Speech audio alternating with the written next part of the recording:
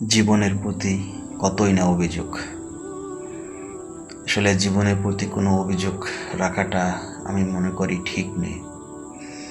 অনেক মানুষ আছে যাদের কোনো কিছুই নেই, হাত নেই, পাও নেই, চোখ নেই, চলতে পারে না, খেতে পারে না, অসুস্থতা। তাদের চেয়ে তো আপনি ভালো আছেন, আমি ভালো আছি, তো আলহামদুলিল্লাহ বলি।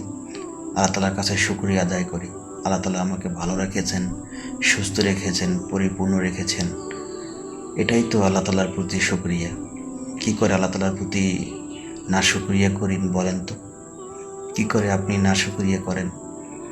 অসুস্থ মানুষের চেয়ে তো আপনি ভালো আছেন। যার হাত নেই, পাও নেই, চোখ নেই, চলতে পারে না, সেই বোঝে আসলে জীবনটা কেমন। আমি মনে করি যে কোনো মানুষ আল্লাহ তালার উপর অখুশি থাকাটা ঠিক না, অভিযোগ থাকাটা ঠিক না জীবনের প্রতি। আমার এটা নেই, সেটা নেই, আমি এটা পাচ্ছি না, সেটা পাচ্ছি না। কিন্তু আল্লাহ তালা আপনাকে তো ভালো রেখেছেন, সুস্থ রেখেছেন, এটাই তো বড় নিয়ামত। তাই আল্লাহর দিকে ফিরে আসুন, তার প্রতি শুকরিয়া আদায় করুন। তিনি সব কিছু মালিক, তিনি সব কিছু আমাকে দিয়েছেন, দিয়ে যাচ্ছেন। এটাই তো বড় চাওয়া পাওয়া। সবাই ভালো থাকবেন, শুক্র আদায় করবেন। যত বেশি আল্লাহ তালার প্রতি শুকরিয়া আদায় করবেন, তত বেশি আল্লাহ তালা আপনাকে নিয়ামত দিয়ে পরিপূর্ণ করবেন।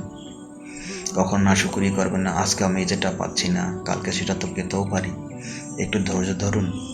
জীবনের প্রতি কোনো অভিযোগ নেই, অভিযোগ করাটা ঠিক না। একটু ধৈর্য ধরুন, ইনশাল্লাহ আজকে যেটা পাচ্ছেন না